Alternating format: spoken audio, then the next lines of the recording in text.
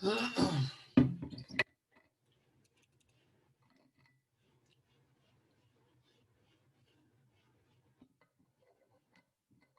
we go. Jesus Christ, that took forever. Can you hear me? I don't think your audio's on. Hold up. Click the microphone at the bottom. I think you have it muted. The microphone at the bottom.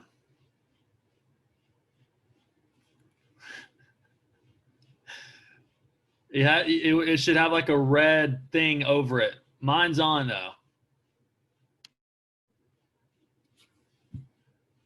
You see it by the video?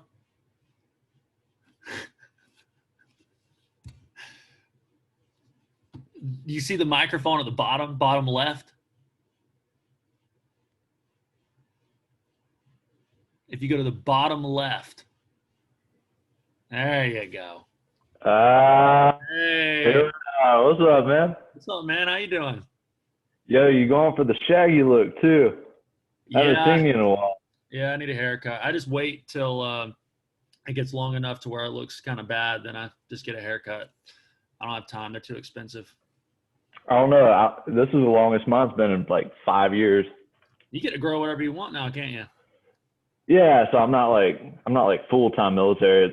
It's funny. I'm supposed to be inactive, but my spot in Georgia's already filled up. They've already started posting like, "Hey, we need a new air traffic controller. This guy isn't showing up. He isn't coming back." Wait, Georgia? Oh, I'm confused. What do you mean, Georgia? You're going to Georgia? Oh, no. So when I joined the Guard, it was through the National Guard in Georgia. And there's only one air traffic control spot. So when I done my deployment, I came back. Okay. And I started contracting. They put me on hold, which is like, if you can justify if you're making more money than you would in the National Guard or some local job, they can let you go on inactive status, which I've been on for like 2 years. And you can just basically grow your hair, and is that it? Yeah, not military. You ask me every couple months. You're like, "Hey, man, you still in the military? What's going on?" Dude, I still think you're in the military. I don't know what.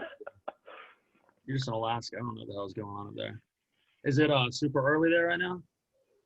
It is 9:52. Jeez, so, you just woke up.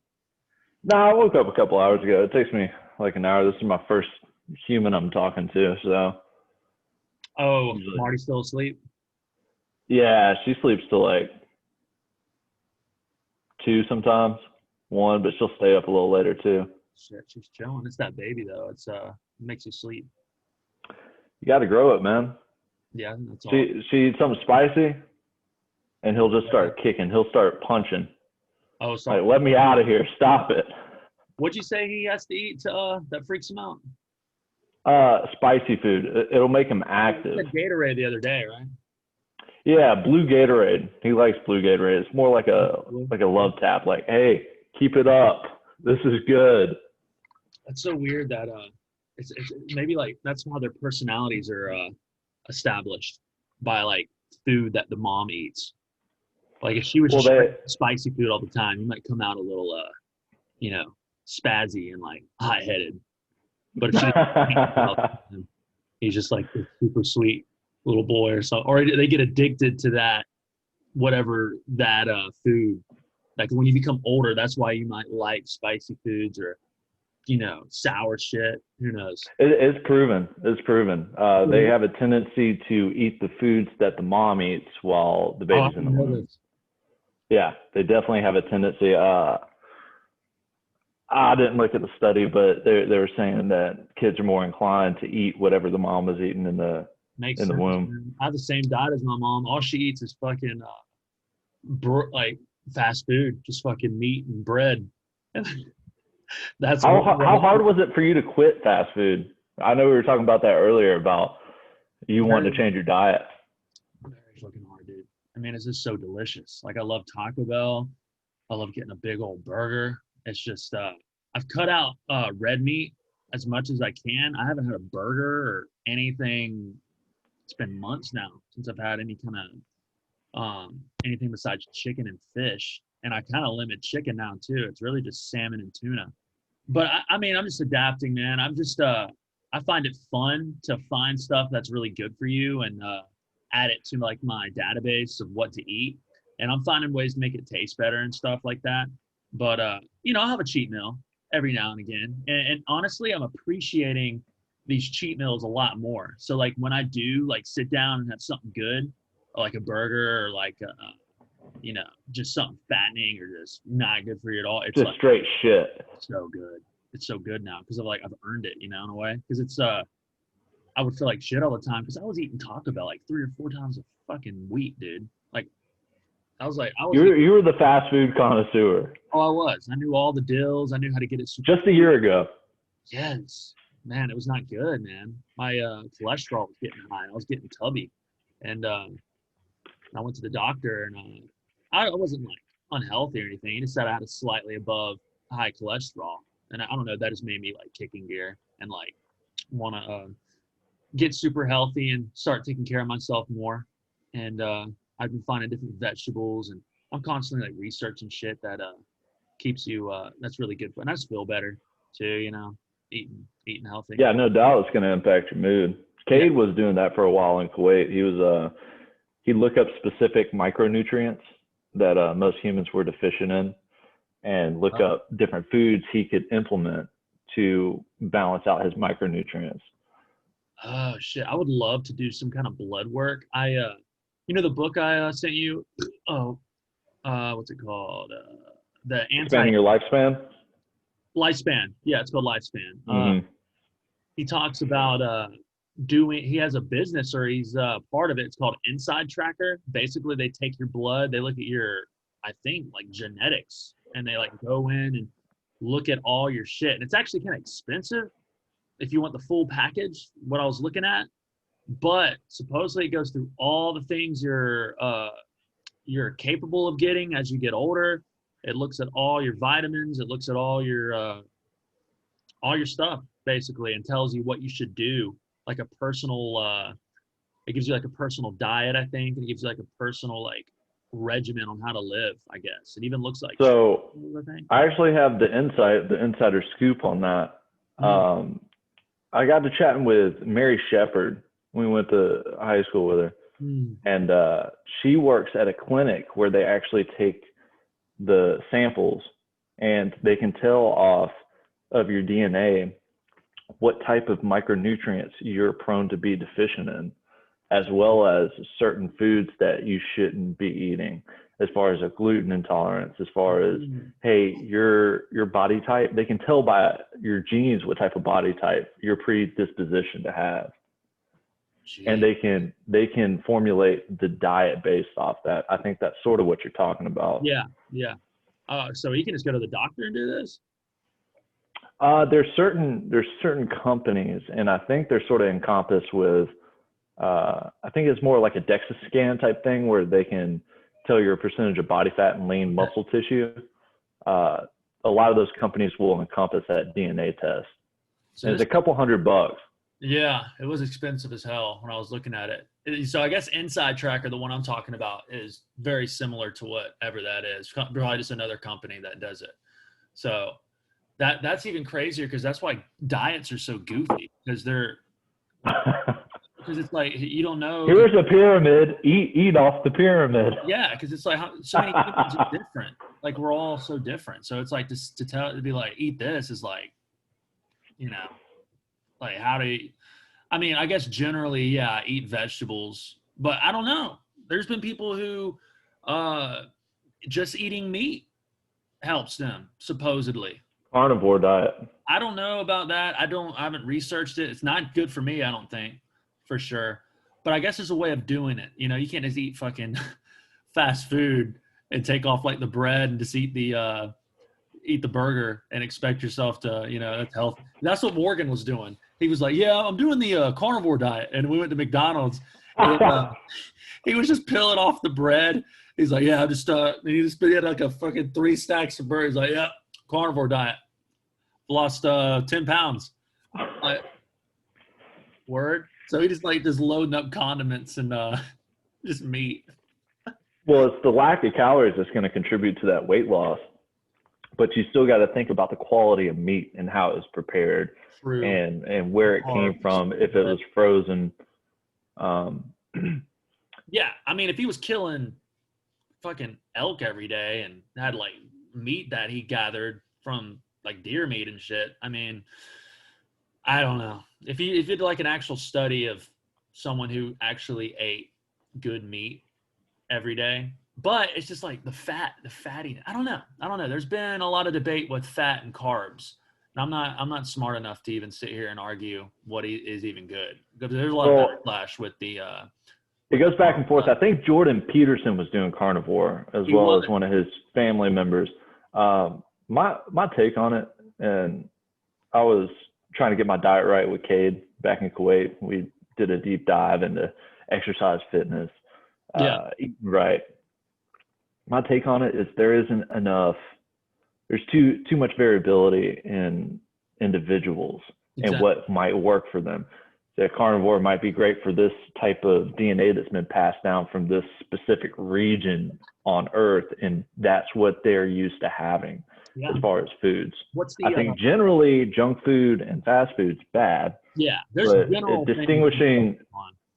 distinguishing like pure carnivore or if you should prioritize vegetables, if you should be vegan, I think it comes down to a trial and error type thing where you need to treat yourself sort of as an experiment and monitor your mood and your body composition while you cycle through different foods.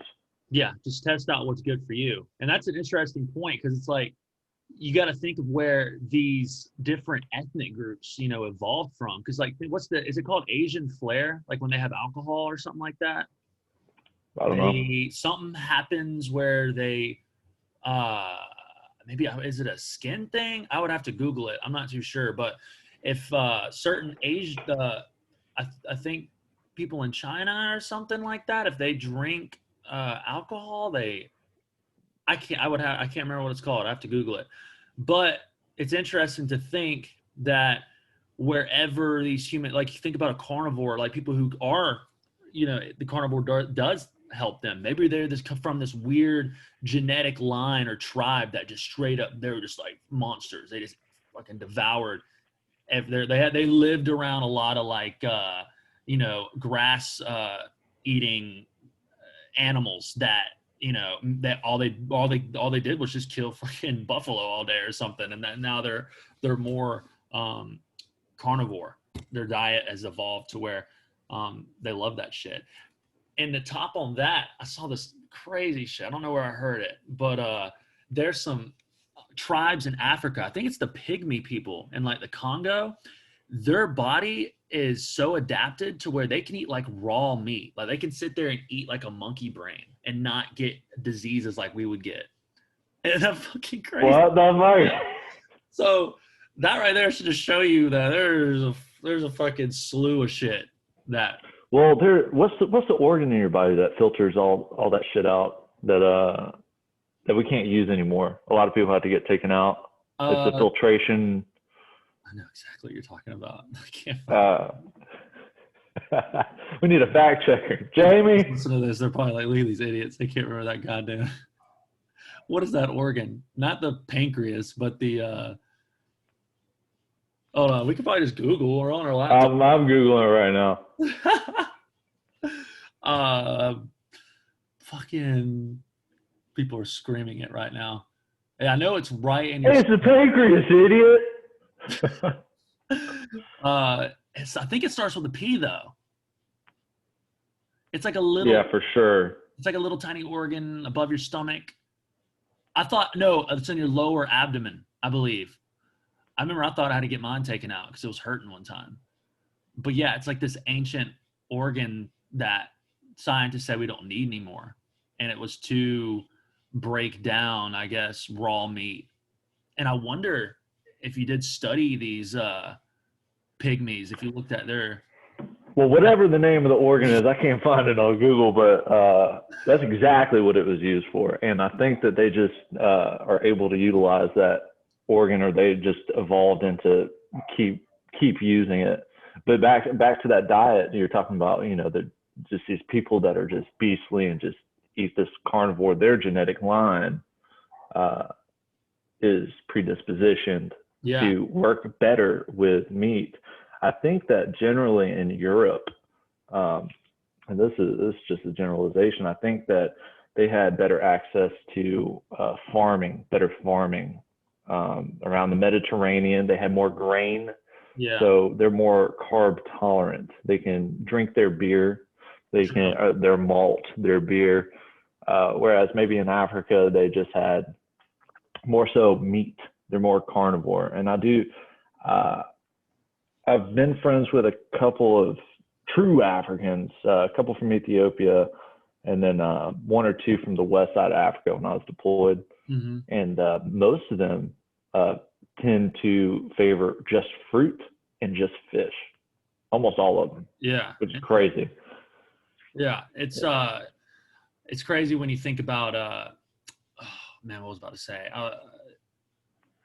Yeah. So that they, shit, what was I about to say, man? A good point. Yeah. So this is crazy. Have you read the book Sapiens? I just finished a book called Sapiens. Have you ever heard of it? Basically just a brief not a brief history. It's pretty big book, but it goes from, the beginning of humans all the way to what we are and what we're going to be. And he was talking about, the author was describing how when we were hunter-gatherers, we actually lived longer based on our diets because there was more variety. We were living lived longer. Yeah, we were living into like our 50s, 60s, and 70s. But as you get into the agricultural revolution is when he said things started, shit started messing up, because you would have these, especially in medieval Europe time, people were relying only on one crop. So you would just have people figure out how to grow potatoes or fucking corn and wheat and rice or whatever. And these ancient peoples would just eat on that farming all the time, or on that crop. And they would not have enough nutrients, and they were more susceptible to different diseases.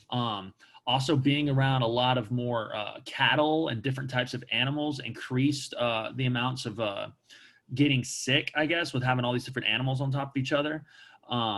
So yeah, just having one like food source fucked them up, and relying on that one food source, especially when winter came and they didn't have like the resources to like, for other avenues, they would get fucked during like really bad situations when, there was a bad winter, or there was a famine, or some other bullshit. And it's just crazy to think.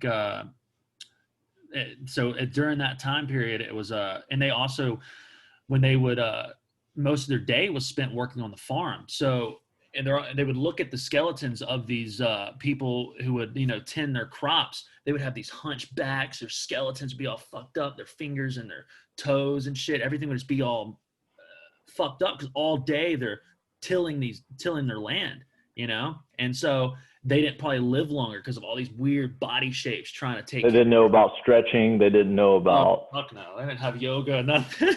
They didn't know about that Pilates. No. But yoga's the shit. I'll tell you that. That changed my life. Yoga is. Hey, yoga is no joke. You've been doing yoga is. I don't do it consistently. I stretch every day, but I don't do yoga.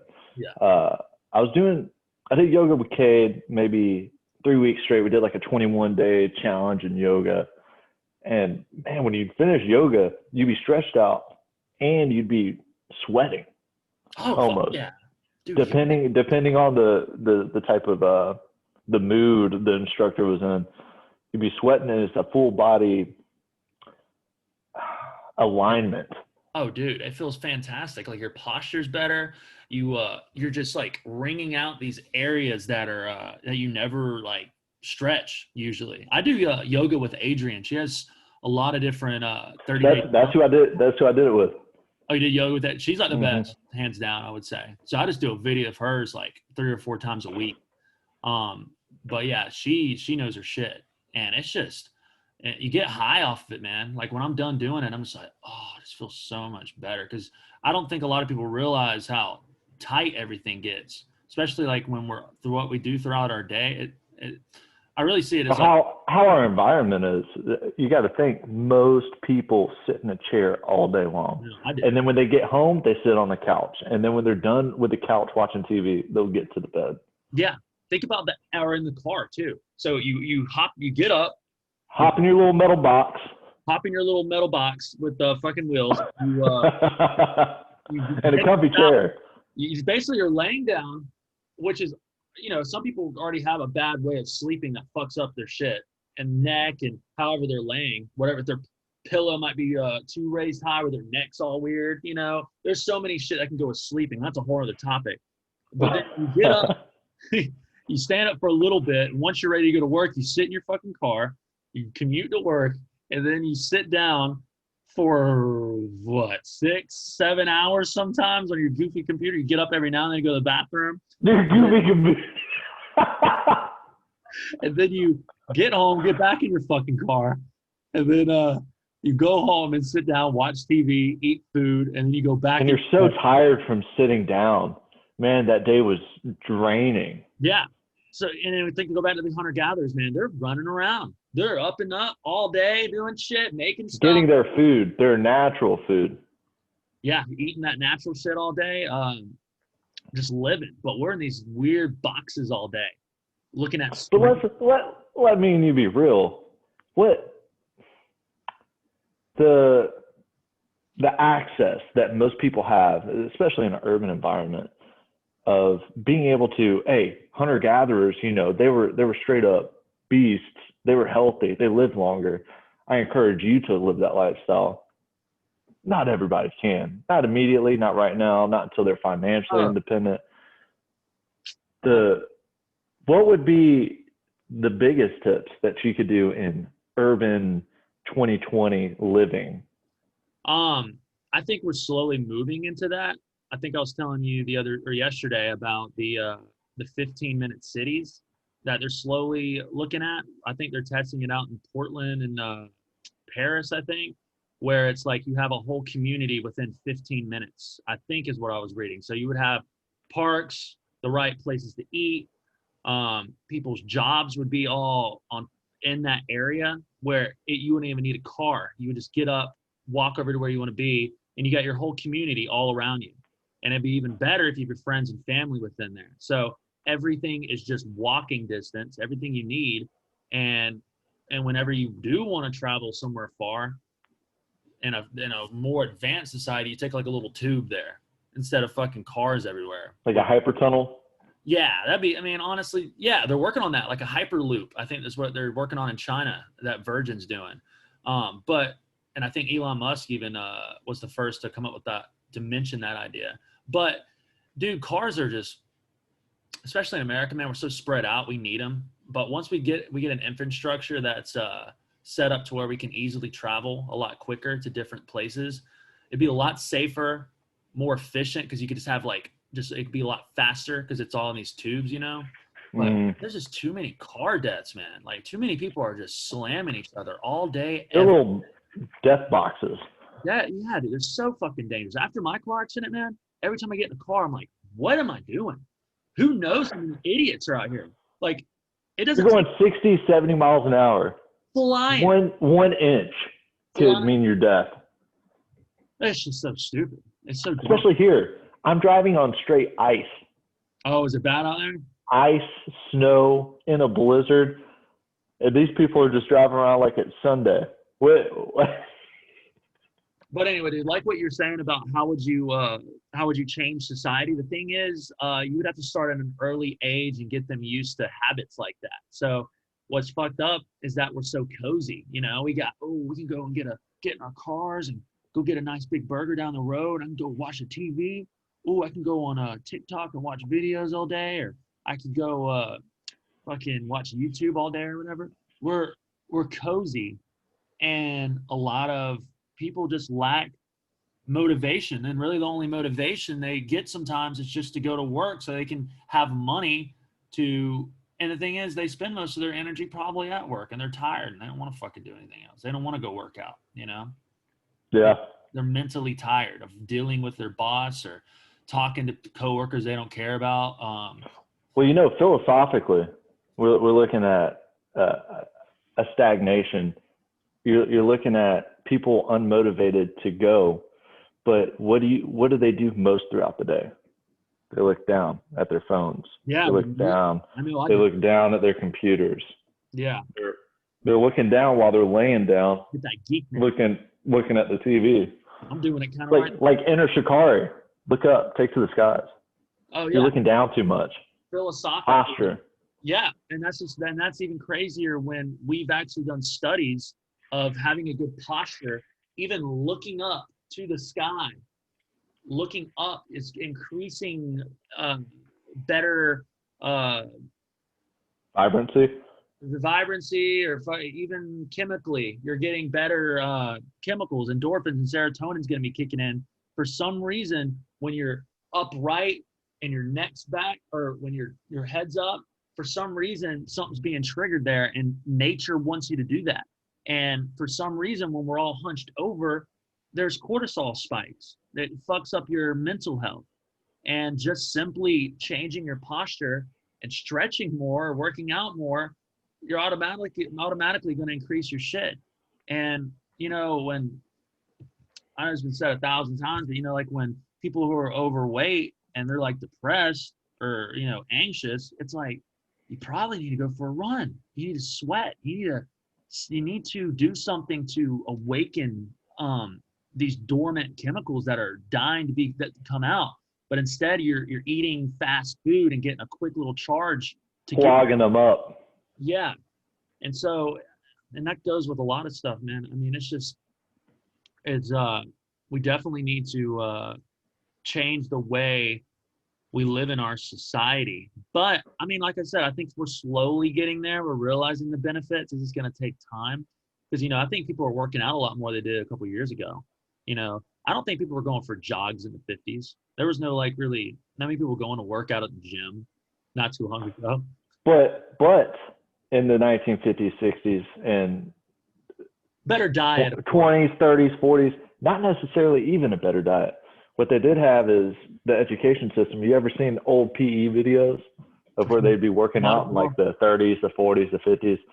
They'd be doing some pull-ups, some monkey bars, some military type shit, some militant type shit. Yeah, for sure. And I'm sure there's better PE systems in certain school systems, but our high school, I told you yesterday, it's like we walk in, they're like, all right, we do maybe 5 minutes of goofy stretches, and then they're like, all right, basketball, or do you want to play food? They just throw some balls out like we're some little hamsters, and just go do that. And your gym coach is always overweight. Yeah, almost always overweight. He's got some gym shorts on and a t-shirt from school and a whistle around his neck. He thinks he owns this shit. They're all tubby when you think about it. They're all fucking fat. But I'll tell you though, our middle school was pretty good at it, at teaching us proper. Whoever was in charge at the middle school did a good job because they do a sport for a month. They pick a sport and they would teach you exactly the rules for every sport, and they were very specific on what exercises you needed to do, and they're better than when you got in high school because I don't know, it was ridiculous. But I think if you want to go into a better exercise, I'm sure they do this at nice schools. Have a yoga day, have a weight training day, and then have a cardio day. Just have it to where it's a variable of different activities. Have a sports day. You go and you learn that sport. And well, that's teaching the idea of taking care of yourself physically, and by that is moving physically, whether that be just moving, whether that be stretching, mobility, a sport, running, sprinting, weightlifting, powerlifting. They don't teach those skills, and it's surprising when I was contracting out in Kuwait, you'd see new soldiers come in and they don't know how to exercise. They don't know how to use the weight sets. They don't know, their running form is weird. They're running like they don't know how to do it. It's awkward for them, which is counterintuitive. They're in the military, but even civilians that don't work out, And you see them come in the gym for the first time, they don't know what's going on, how to move physically. And you don't need the idea of showing them in school a yoga day, a cardio day, a weightlifting day, a sport day. It's showing them the basics of each aspect of physical fitness, and all the facets of physicality that they can use later on. Yeah, they give them a toolbox that they can use. Whereas if you just teach them how to play basketball for a semester, the fuck? Yeah, and it also gets them in a habit, you know, at an early age, because when you start really later in life, your body's already deformed. Like your skeletal system is already like crusty. Yeah, it's all their muscles are all, there's like all these lumps and shit. Their posture's all fucked up. It takes a while to like stretch that all out and morph yourself into another person. And especially when you gain weight, just think about it, just pulling yourself down and fucks up your posture and fucks up. And you have more fat cells then. Yeah. You have the ability to gain that fat back. The cells are there, they're just not full. Yeah. Yeah. So it definitely starts from being young, and the school system needs that, but that comes with just more funding. I mean, a lot of schools just don't have the funding to. What's our education funding? I don't know the exact numbers, but it's like a small fraction compared to like military and let me look it up. U.S. budget. At the bathroom. You got a piss? So what I'm looking at here, I think on Zoom I can, that's the 2015 budget. Oh, here's the 2019 budget. Medicaid. Oh, here's 2018. Okay. So if I can go back to Zoom, I think there's a way I can share my screen. I've definitely used it before. Oh, here we go. So this is pretty interesting. U.S. budget. Click the open window in a tab. Click this right here. Oh, here we go. Oh, I forgot you're a teacher. You know how to operate Zoom. I know. I'm pretty good. This is military expenditures. I actually shitty shit. This is the U.S. Well, it's still interesting to look at. Jesus, U.S. spends almost half. God dang, it's a lot of money. We definitely be that's where most of our money goes. Definitely military. I think this is it right here. Veterans benefit, education, 70 billion. Type in 2019 for the year. We'll see how Trump was doing. Maybe this Social Security, other, I don't know. There's just so there's so much shit. I don't even know what's real. Trump budget right here. There you go. Where's education? Am I not seeing it? Oh, 5%. 2%. Oh my God. Yeah. Transportation, 2%. Just imagine for a second, if we are at world peace and we didn't have to worry about bullshit. I don't know. What if this military fraction was education? Imagine that resources would be pumped into the youth. That'd be insane. See, okay, so you're a teacher.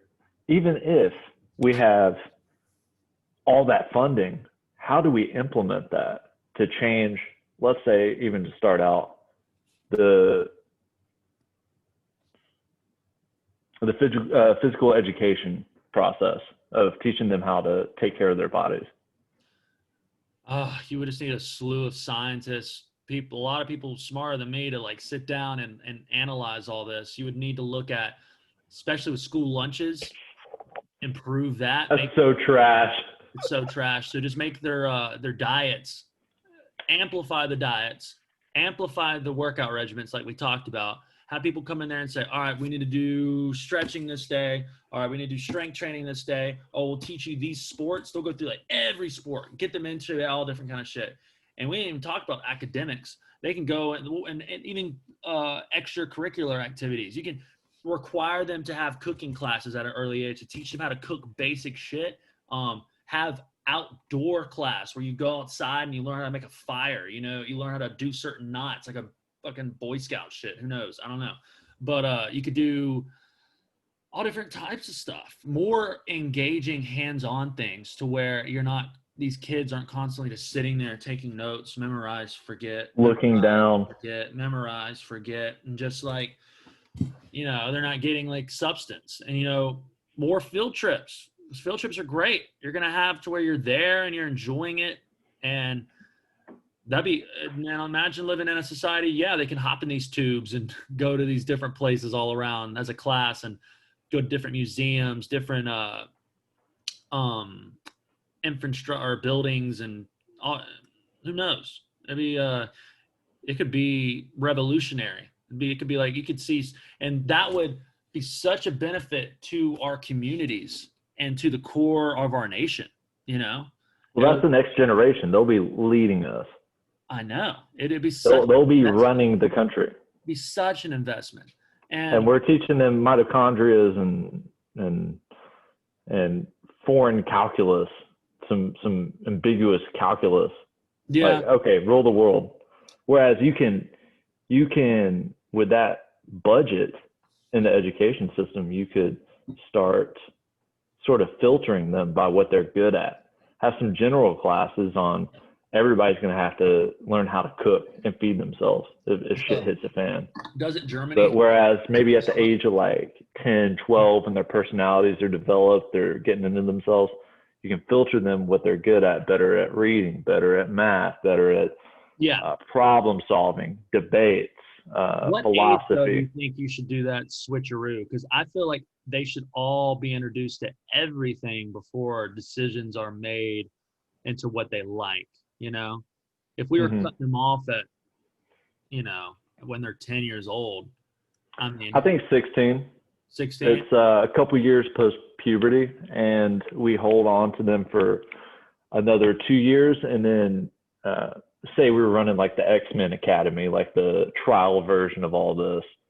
I would hold them from 18 to 20 or something and have them in like a standalone community near the campus or the high school where they implement all these ideas, and they run a government by themselves. So they know what it's like to partake in that government, and they govern themselves with all the knowledge that you give them 2 of the philosophy guys, you give them 2 of the cooking people, you give them 2 of the hunters that were prime in physical education. This will be like their senior project. Their senior project. So you go. So it's pretty cool. At 16, you're thrown into specifically what you want to do, and you hone that, and they're like, okay, now here's the trial. They pick one of you. I would say 1 or 2. Yeah, like you said, they throw you in a place, and you're presented a couple resources that you need to live and live in a world like just a raw existence. So you know the fundamentals of just living as a human, and you're tested. And not only that, it's sort of a forked purpose, because you are teaching them how to survive and how to do the things that they're doing and how that contributes to society, and they feel like they're useful. They aren't getting kicked out of their parents' house and going to take more random ass classes in college. They're learning how to survive. But we can also study how they produce and make an economy of their own. If it's like 100, 200 of them having to survive off the land, an economy will eventually develop, and see what they use as that economy, see how conflicts happen with the young adults, see what kind of government they make. See how they govern themselves. Would you have to do? You would have to do. Okay, so a normal tribe. I know the number a human can only keep in their head is like 111 something, 110 humans a person can keep in their head, like names and friend wise. I think so. Yeah, I think a good number is like 100 people in a tribe. The 100. 100. And you can watch how leaders rise. You might see conflicts rise. And you would have to have definitely some patrolling around just in case there's fights or Yep. Yep. killing. So, I mean, it isn't, we aren't sitting them out in the woods in Alaska, but be a little bit more maybe in a place and in a community where it's, 6 days a week. It's like 8 to 6, you have to participate in the community, you have to be there, and then you get off. It's almost like a full-time school gig, whereas you're getting schooled in real life lessons. Then you get to go home to the family, and then Sunday you're like completely off. You can go home. You can do whatever it is you want to do. But it's sort of like not a mandatory military service like some countries do, or a mandatory like Thailand where you have to serve in the military or serve as a monk. You're serving as a community. You're serving to a society, an experiment. Yeah. And I think we're already forced to do shit as a kid. So why not just add that if you have tons of funding just to teach them all different kind of skills? I mean, it'd be beneficial all the way through. And what's fucked up, even when you get to college, like when I was in college for 2 years, 3 years, I was taking bullshit classes that had nothing to do with my major. I'm like, I'm paying y'all. I'm an adult now. Can I just do what I want to do? So I've wasted all this money doing all these bullshit core classes. And in their theory, every time I hear them say that, it's like, well, you don't know what you like yet. We want to throw you into stuff that you don't know. And maybe that is for some people, but I'm paying you money. You're stretching out my years here so you can soak up as much money as you want. So what you want to specifically be needs to be figured out a little younger, I guess. And if you don't know what you want to do, I guess, you could have that option to test out a variety of different things until you figure it out. But for some people, it's just a waste of time and waste of money. And that's what our university systems have been doing. I don't know if they do that in Europe. I think in Europe, they throw you right into what you want to do. Well, you know what, in that scenario where we have the X-Men Academy type 2-year long senior project, the kids that specialized in, say, philosophy or debating or history or real life hands-on things, part of their requirement in that community is to teach the things that they learned. Okay. Right. So everybody gets a good understanding of each one from a peer. Yeah. And they learn how to do public speaking. They learn how to present ideas. They learn how to. Yeah. Yep. Everyone. And then Yeah. And maybe you could step in as the teacher or the guardian and say, hey, Bob, I want you to step up in leadership this month. Organize all the classes. And then by that point, you would have all the core classes that the colleges would teach knocked out of the way. And you go in the rawest form. In the rawest form. Yeah. Hey, this is what we're doing. You would have to develop the environment that they're put into, because it would suck for the guy that's been building houses the whole time. And you got Mr. Philosopher Boy walking around with his books. Is my house done yet? I'm ready to. And he's just like slaving because I fuck that philosophy guy. Fuck that reading dude over there. You're not necessarily. There would be conflict, but you're gonna have that in real life anyways.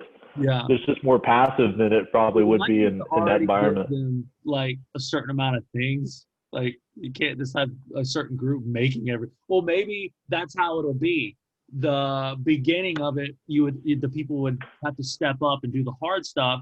And then once they're all done with that, they're chilling now because the other people that now need to run this thing and keep it organized and know, okay, you have to sit there and manage the food. Like, okay, you're eating too much over here. You're taking too much food. We don't have enough food. We need to develop some kind of economy where there's a supply and demand at play. We're going to use these seashells I found over here to bottle caps. Yeah, we're going to use this as a way of mitigating the fucking resources. And you can just pass those out. And I don't know, it'd be awesome. You might even have communist governments form where it's like you have a couple guys like, this is all the stuff we have. You get this much, you get this much.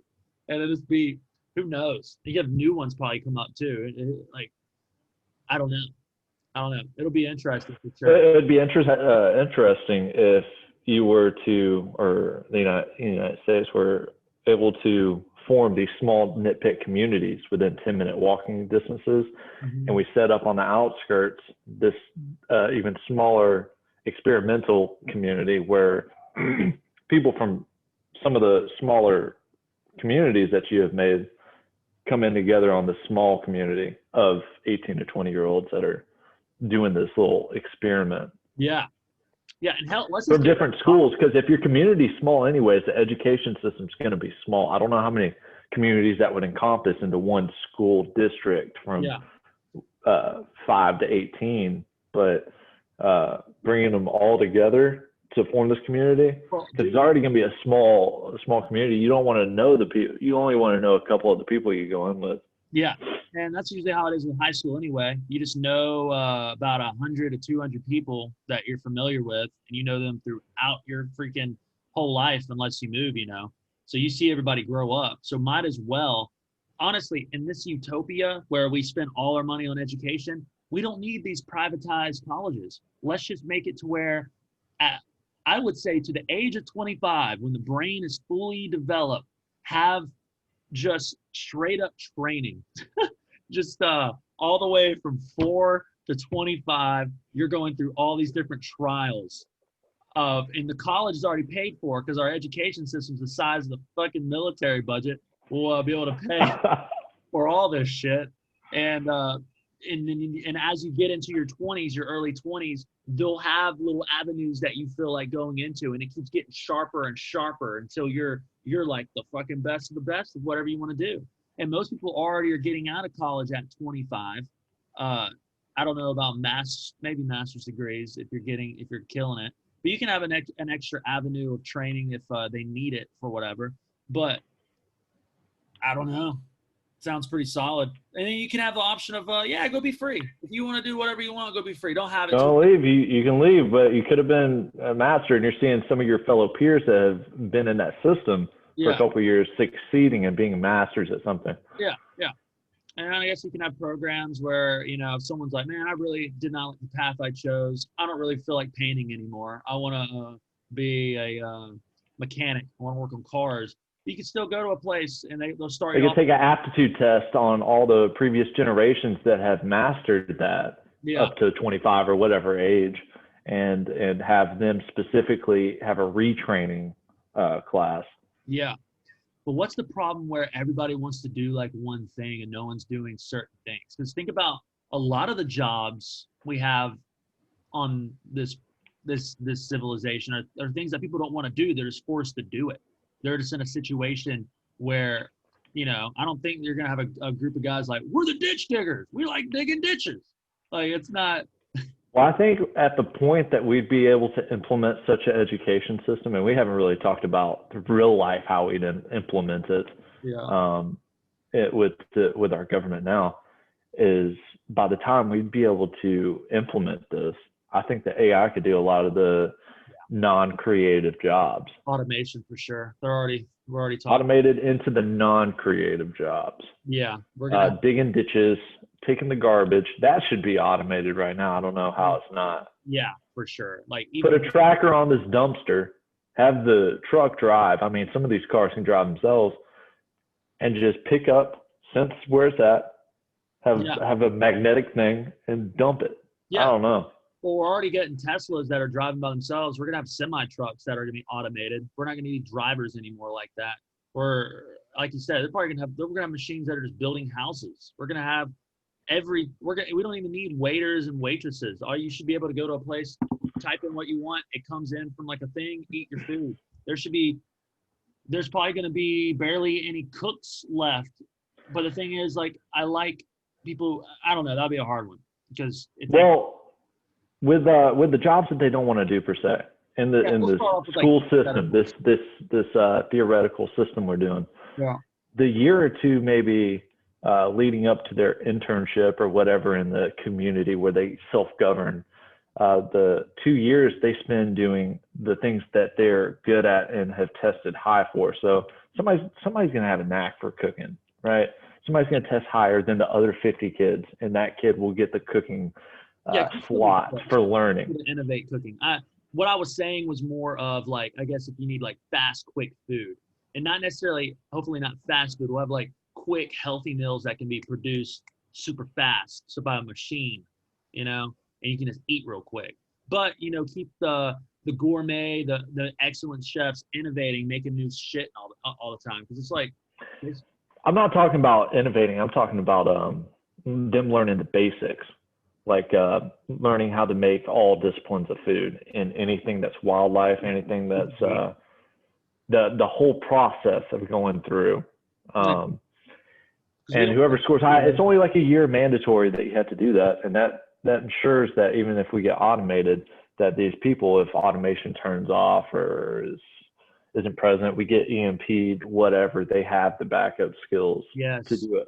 We have a slew, because we got to, because if society failed right now, we'd be fucked. Yeah, and as we're evolving into this technological being where we're already so pushed away or desensitized from, like you said, from growing your own food, making your own food, and going outside and knowing just how to live off the land.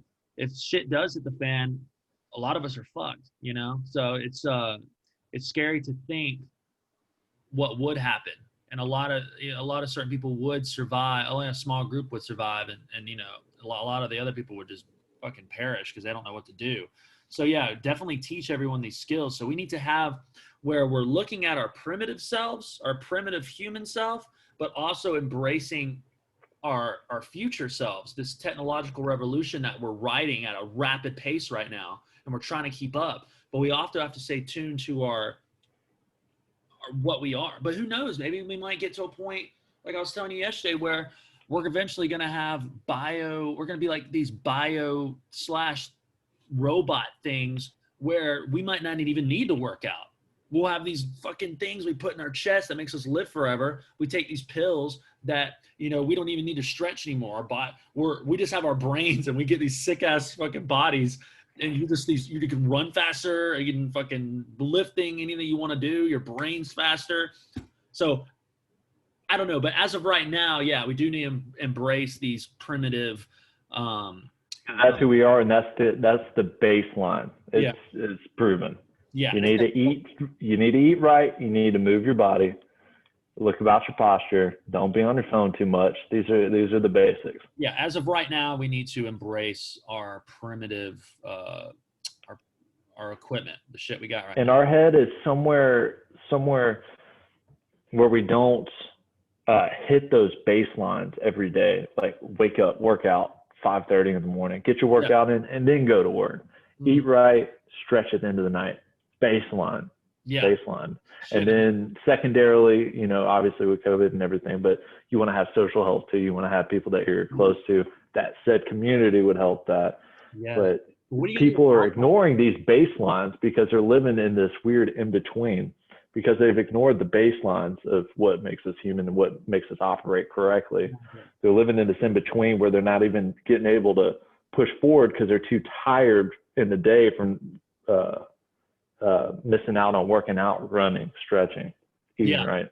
Yeah. You're just too lazy and too tired to even look to the future. So you're living in, most of the societies living in some kind of a weird continuum.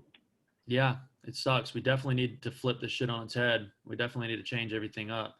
And it's crazy because like I'll be at school and we'll have these parent conferences, and the kids will come, and I would think some of the kids who are troublemakers or are making bad grades are like, man, their parents must suck. Not a lot of times their parents are actually cool. They're just tired as fuck. Like I'll see a guy come in, he's like, the mom's not there. It's just one dad. His hands has grease on them and like oil on him. He's been working all day. He looks tired as hell, and he's in his work outfit still, and there's like mud and shit on it. And he's just sitting there like, what's he doing? He just can't give the kid enough attention. So the kid's wanting attention at the school. So it's like a lot of people are enslaved by their jobs, and they don't have time to go, like you said, work out, go eat a better diet, because all they can afford is this fast food, and all they want to do is just eat that yummy freaking treat after they're done. And they just want to, what's on this? They don't realize they're in the loop. Yeah, they're stuck. Yeah. Stuck And in that loop. what we were talking about with this experiment is that you do need social love, because a lot of people don't have love from friends and family. They're depressed and they're anxious. They don't have anyone that cares about them, and that can be a slew of shit that fucks up your brain. And being in these communities will probably enhance that because you're constantly around people.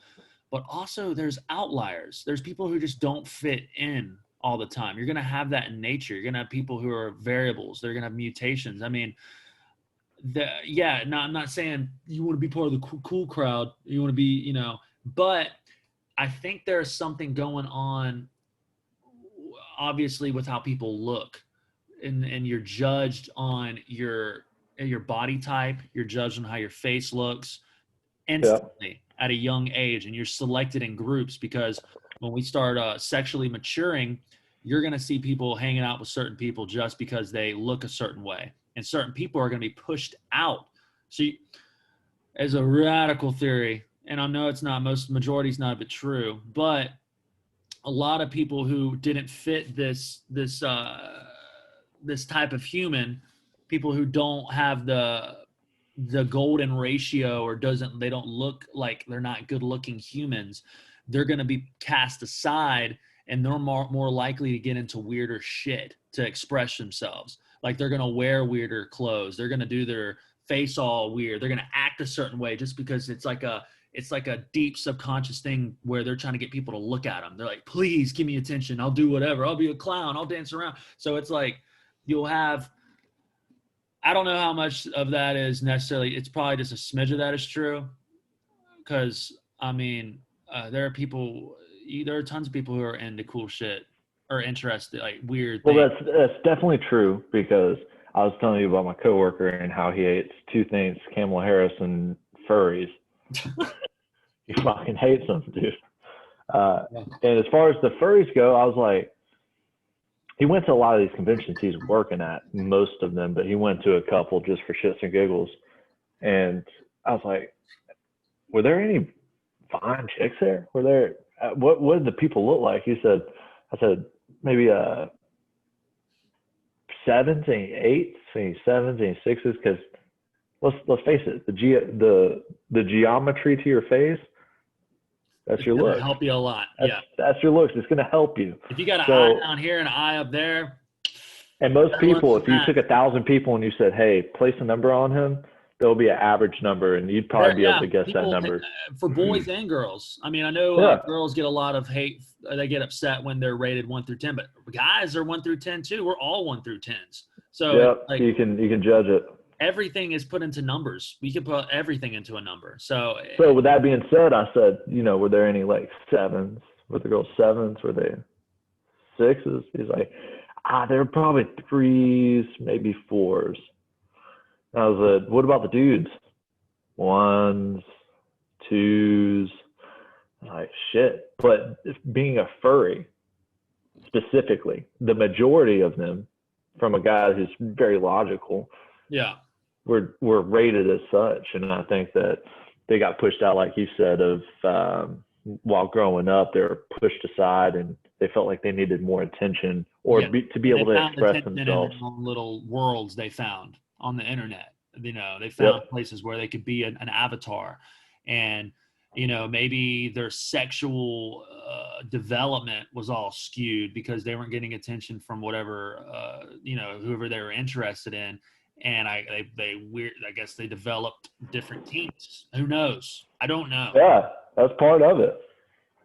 I don't know. It is kind of sad. You're just gonna have to deal with that too. Even if you look at like just chimpanzees and their own little kingdom, you're gonna have outcasts. You're gonna have weird ones that just didn't work. And I'm not even saying like these people are bad or they just don't work. It's just we need to figure out a way where we can all love together and not have these the thing is though, our hierarchies are important, aren't they? Don't you need hierarchies to evolve? They're important, aren't they? Yeah. I was actually about to touch on that. It's important that we do have them because we're getting overpopulated, man. We're getting overpopulated. Really Who survives? Survival of the fittest. Yeah. And that's how you keep pushing that genetic code, like you can't just have everyone just all the way. Hey, you can have the prettiest girl. You can have the Yeah, prettiest girl because you feel because the the saddest. prettiest girls You be like, can have I it. don't want to be with him. You got to Chicks earn be it. like, You ugh. you gotta be there, man. You're just sort of fucked on your genetics. It's just you got to make the most of what you got.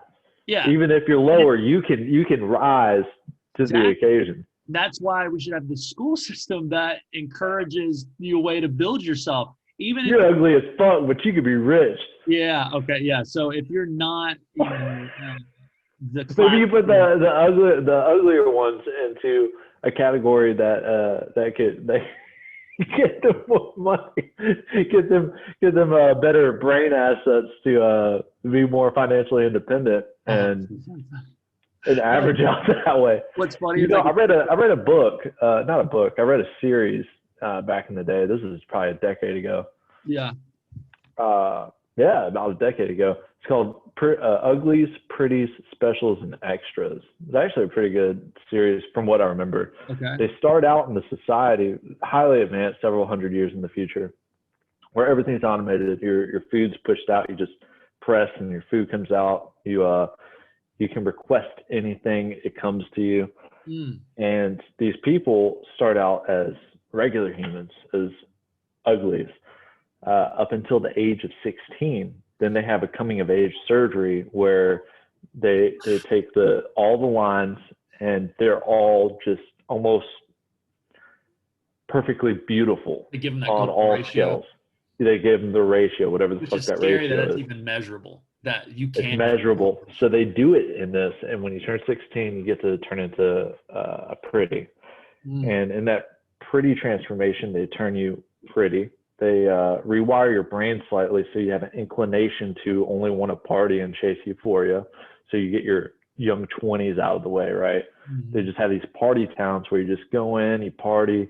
Um, they have these vests that keep you protected underneath the electromagnetic grid in case you fall off a high altitude. There's basically impossible to kill yourself. You just have fun, have parties and shit. In the series, there's actually one girl that had the golden ratio anyway. She didn't even need surgery. mm. So the genetic code is definitely chasing towards it, but it goes on to What a happens after you different become area. pretty? What happens after that? Do you remember? Yeah. So it goes uglies, pretties, the pretties era, and then she gets into the specials because she was sort of adventurous and didn't really conform to them giving them sedatives Another and thing, you're gonna have alcohol. special people. You're gonna have people who are just obviously extraordinary, regardless of Hmm. how they look, if they're bad looking or good looking. You're gonna They have were people. monitored while they were pretties, I guess, and if some people weren't quite as interested into the partying and they were just sort of self-developing or going this way, that way, exploring, Yeah. they would recruit them into the specials unit and they would modify their meat suit to be highly lethal, where they'd have like Mm. claws they could survive for long periods of time. It's actually pretty sick. But if you weren't selecting that special group, which the main protagonist was, you get into this middle age group where you just sort of hang out and knit shit and just Mm. hang out. Jesus, that sounds a pretty good book. I need to check that out. Yeah. And then extras, I think, is sort of allude to what ended up happening to that main protagonist. And they're sort of ranked on social standing while they're pretties. And the more social standing you have amongst everyone else, the more resources you get. That's the thing, man. We got this goofy, primitive thing we still use to evolve. It's basically looking at because women like want like think about what a guy wants, and it's all we've this has all been like documented. Like guys like a girl with like a big butt because or like a good hip to waist ratio because it shows that they can birth a good child, or like they have good boobs because they can you can Feed. feed their kids, right? And they have a pretty face, and it's just naturally we're attracted to that. And then girls are attracted to guys who are big, who are tall, who can protect them, who are have good just body posturing, I guess, that are, and they can show, and then they prove it themselves. They're dominant in certain situations. So Social situations. these Yeah. are like super primitive things you can see in high school. Like I didn't start clicking in until the end of high school. I was like, oh my God, we're all just freaking monkeys. Like fucking monk with clothes. Yeah, we're all just over here just trying to dominate the situation. Like, and everybody's only cared about who's dating who.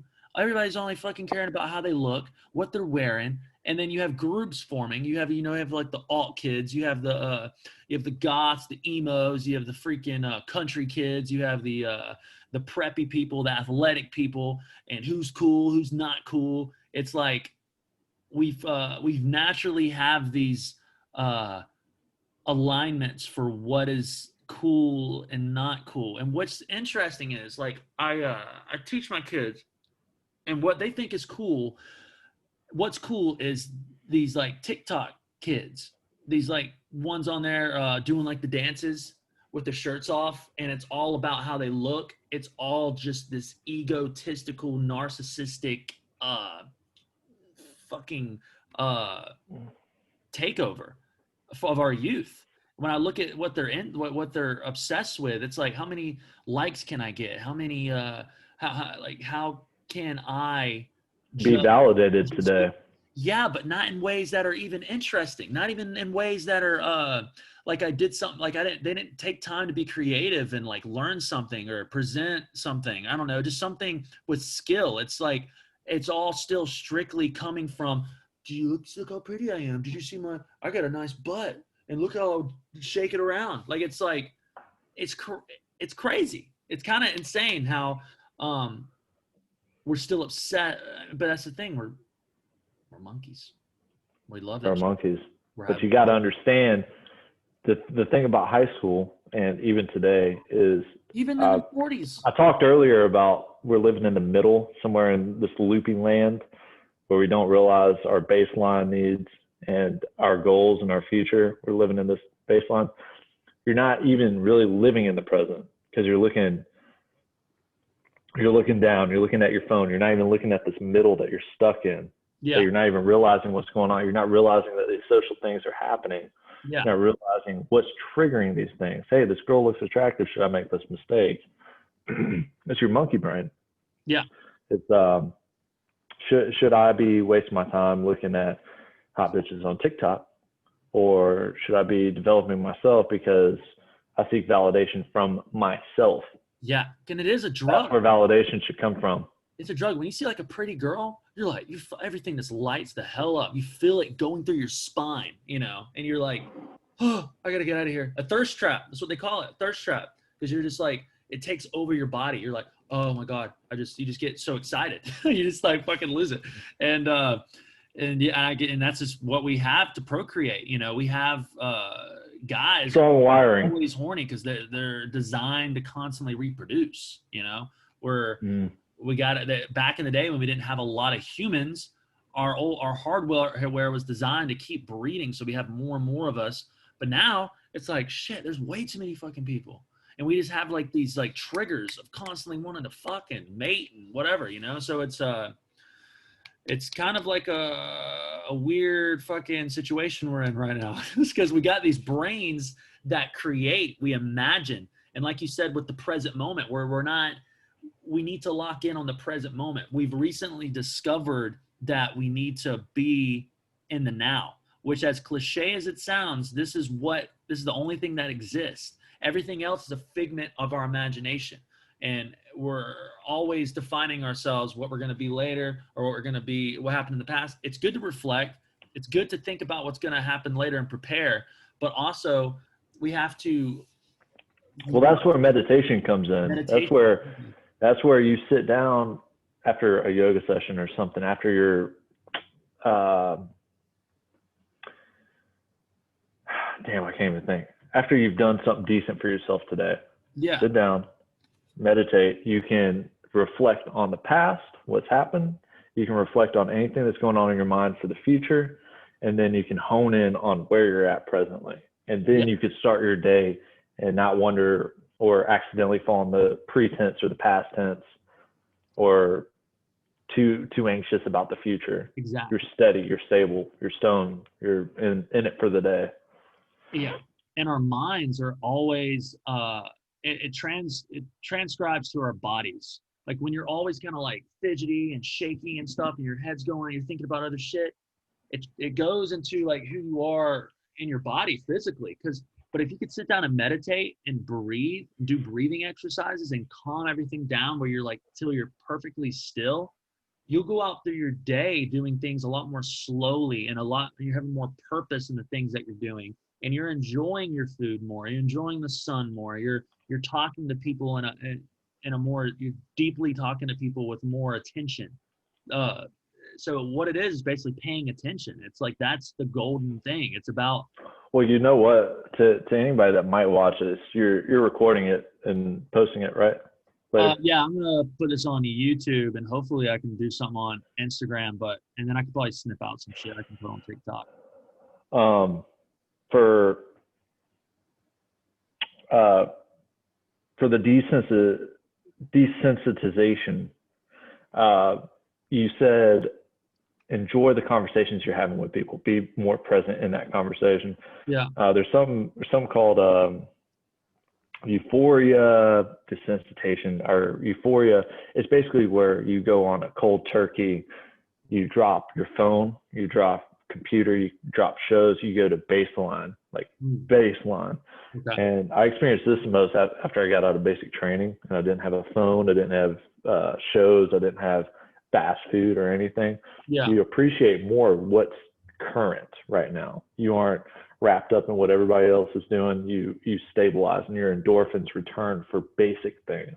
You get to a point where you have to drink caffeine, smoke your cigarettes, drink alcohol at the end of the day to get these euphoric things happening. Yeah, just where feel out your body.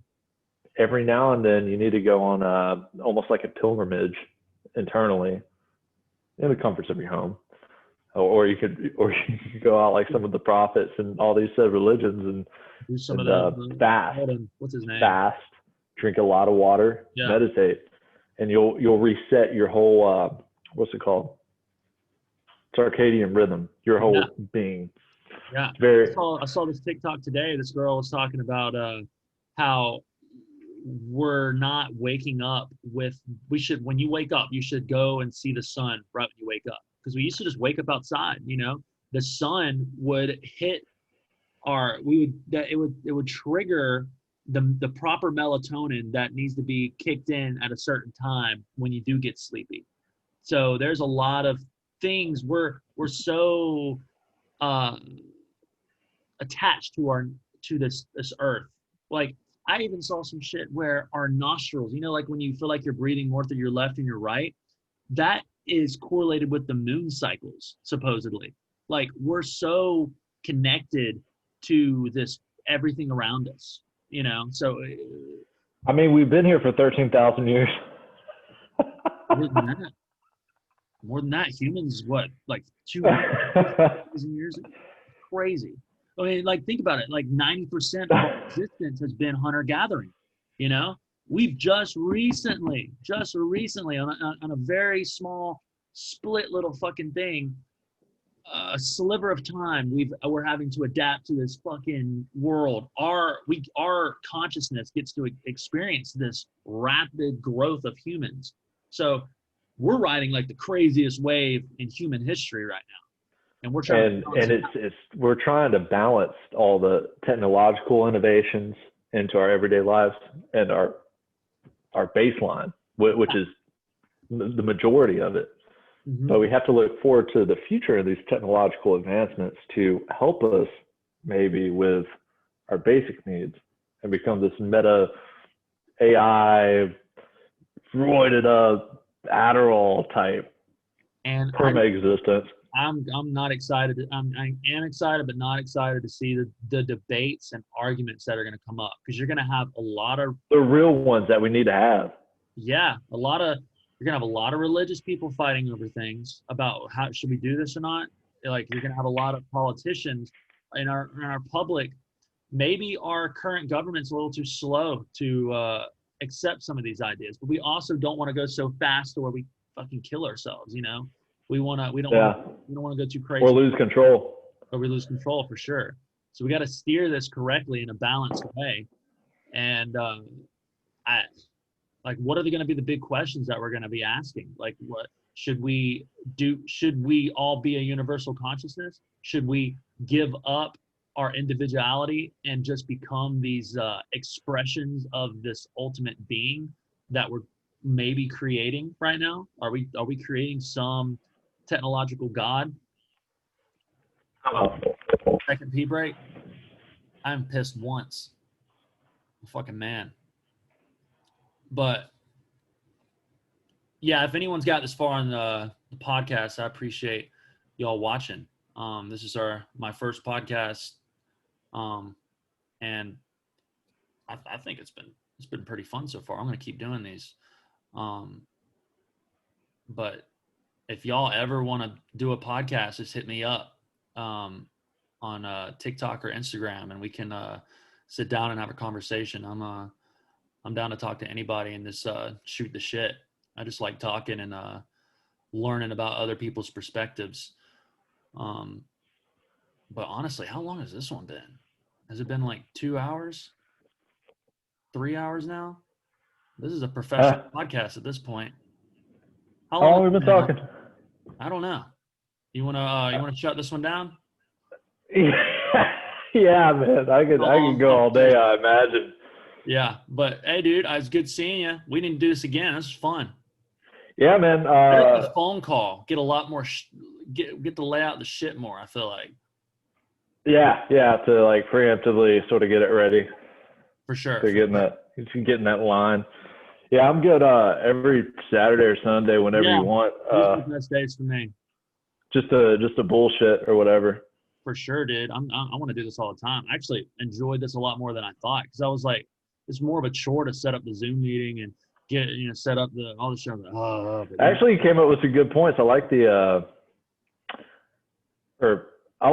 idea I came up with of the community thing where they get specialized and then they create their own government. That was pretty tight. Yeah, that was fun as fuck. I want to see That was pretty tight. I want to see. I would love to see a Discovery Channel show on that shit.